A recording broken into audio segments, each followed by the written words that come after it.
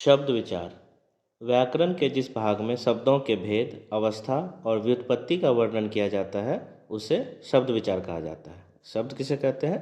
तो शब्द जो होता है, शब्द वर्णों और मात्राओं के मेल से बनते हैं। ध्वनियों के मेल से बने सार्थक वर्ण समुदाय को शब्द कहा जाता है। मूलतः शब्द वर्ण मात्राओं के मेल से बनते हैं। वर्ण और मात्राएं एक साथ मिलती हैं तो वो शब्द बनाती हैं और उसका सार्थक होना चाहिए, अर्थ होना चाहिए। उदाहरण के लिए जैसे घ जोड़ र बराबर घर, ब जोड़ आकार की मात्रा ल जोड़ क बालक, म में आकार की मात्रा जोड़ेंगे, फिर जोड़ेंगे त और फिर आकार की मात्रा तो बनेगा माता, क जोड़ म जोड़ ल कमल आदि। शब्दों के भेद। शब्दों के भेद 4 प्रकार के होते हैं, जैसे कि नंबर 1 अर्थ की दृष्टि से, दूसरा है उत्पत्ति की दृष्टि से, तीसरा व्युत्पत्ति यानी कि बनावट या रचना की दृष्टि से, और नंबर 4 प्रयोग की दृष्टि से। पहला, अर्थ की दृष्टि से शब्दों के भेद। अर्थ की दृष्टि से शब्दों के 2 भेद हैं, एक सार्थक शब्द और दूसरा निरर्थक शब्द। क सार्थक शब्द किसे कहते हैं? जिन शब्दों का स्वयं कुछ अर्थ होता है उन्हें सार्थक शब्द कहते हैं, जैसे घर, घोड़ा, छात्र, हरि, विद्यालय आदि।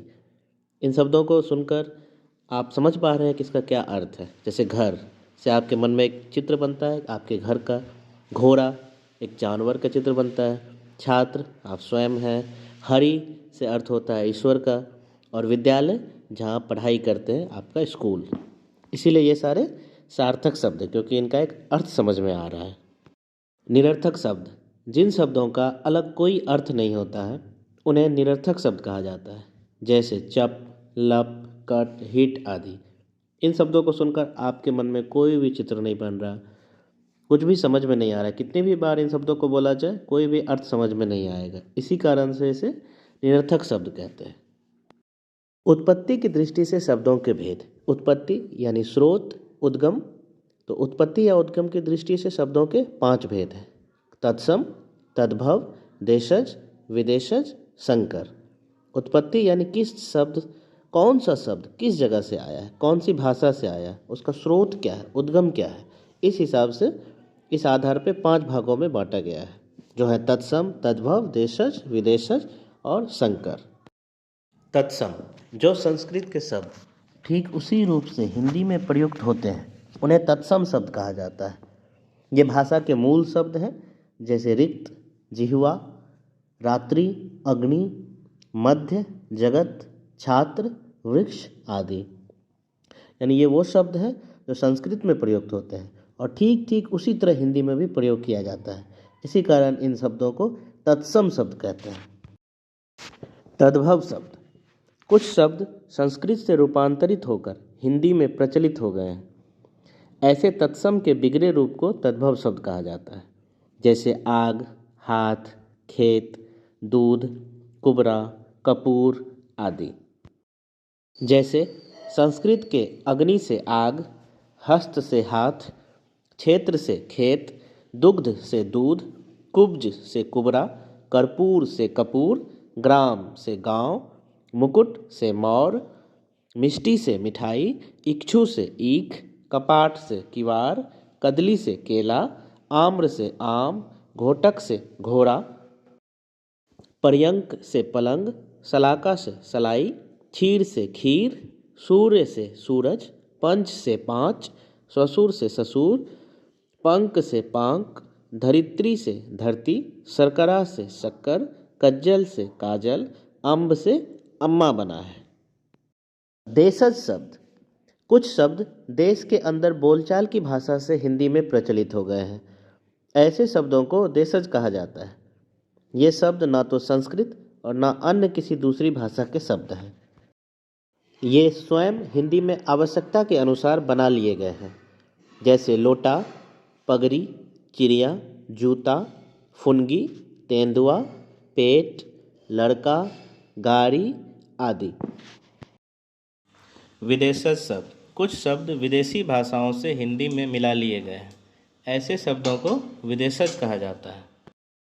जैसे अंग्रेजी से cycle, radio, table, station, cigarette, pencil, pen. Arbi से अमीर, गरीब, तारीख, औरत, आदत आदि। फारसी से किताब, बाग, शर्म, खूबसूरत, गुलाब आदि। पुर्तगाली से बाल्टी, आलू, कमर, पटरी, प्याला आदि। फ्रांसीसी से अंग्रेज, काजू, कारतूस आदि।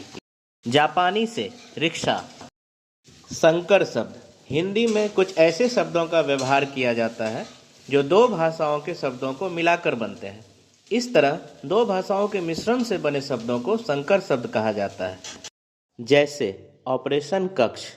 ऑपरेशन जोड़ कक्ष से मिलकर बना है, जिसमें ऑपरेशन अंग्रेजी का शब्द है और कक्ष संस्कृत का शब्द है। रेलगाड़ी। रेल और गाड़ी से मिलकर बना है, जिसमें रेल अंग्रेजी का शब्द है और गाड़ी हिंदी का शब्द है। पानदान, जिसमें पान और दान दो शब्द मिला हुआ है।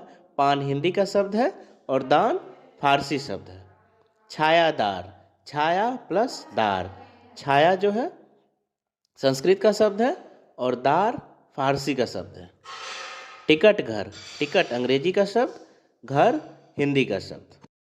तीसरा है व्युत्पत्ति, बनावट, रचना की दृष्टि से शब्दों के भेद। व्युत्पत्ति या बनावट या रचना की दृष्टि से शब्दों के तीन भेद हैं: रूढ़, यौगिक, योग रूढ़। क रूढ़ शब्द। जिन शब्दों के खंडों का अलग अलग कोई अर्थ नहीं होता है उन्हें रूढ़ शब्द कहा जाता है। ऐसे शब्द सदा से एक निश्चित अर्थ को लिए चल रहे हैं। जैसे घर शब्द के दो खंड घ और र का अलग अलग कुछ अर्थ नहीं होता है, लेकिन घर का अर्थ रहने का स्थान होता है। यौगिक शब्द। जो शब्द दो या दो से अधिक शब्दों से बना हो और जिसके अलग अलग खंडों का कुछ अर्थ होता हो उसे यौगिक शब्द कहा जाता है। जैसे हिमालय शब्द के दो खंड हैं, हिम प्लस आलय। हिम का अर्थ बर्फ और आलय का अर्थ घर होता है। इसी तरह पाठशाला, देवदूत, विद्यालय आदि शब्द यौगिक हैं। योग रूढ़ शब्द। ऐसे शब्द जो दो या दो से अधिक शब्दों के मूल से बने हों और जो सामान्य अर्थ को छोड़कर विशेष अर्थ बतावें उन्हें योग रूढ़ शब्द कहा जाता है। जैसे लंबोदर शब्द लंबा और उदर से दो शब्दों से बना है। इसका सामान्य अर्थ लंबा उदर हुआ, लेकिन इसका विशेष अर्थ गणेश जी होता है। उसी तरह चक्रपाणी, चंद्रशेखर, दशानन, जलज, वारिज, पीताम्बर आदि शब्द योग रूढ़ हैं। रूप परिवर्तन अथवा प्रयोग की दृष्टि से शब्दों के भेद। प्रयोग की दृष्टि से शब्दों के दो भेद हैं, विकारी और अविकारी। विकारी शब्द। जिन शब्दों के रूप लिंग, वचन और पुरुष के अनुसार बदलते हैं उन्हें विकारी शब्द कहा जाता है। जैसे लड़का, लड़की, लड़कों, मैं, मुझे, हमें, हमारे आदि। इनका रूप बदल रहा है। विकारी शब्द चार प्रकार के होते हैं: एक संज्ञा, सर्वनाम, विशेषण और क्रिया। अविकारी शब्द। जिन शब्दों का रूप कभी नहीं बदलता और सदा एक समान ही रहता है उन्हें अविकारी या अव्यय शब्द कहा जाता है। जैसे यहाँ, वहाँ, प्रतिदिन, बिना, और, परंतु, हे, अरे आदि। अविकारी शब्द भी चार प्रकार के होते हैं: एक क्रिया विशेषण, संबंधवाचक, विस्मयादिबोधक, समुच्चयवाचक। अविकारी शब्द अव्यय होते हैं। इसी तरह इसके चार प्रकार मात्र एक अव्यय के रूप में व्यवहृत होते हैं। अतः हम कह सकते हैं कि प्रयोग के अनुसार शब्दों के पांच भेद हैं: संज्ञा, सर्वनाम, विशेषण, क्रिया, अव्यय। ये भाग यहीं समाप्त होता है। अगले भाग में संज्ञा के विषय में आसान भाषा में समझने के लिए चैनल को सब्सक्राइब करके बेल आइकन दबा दें। वीडियो को पूरा देखने के लिए बहुत बहुत धन्यवाद।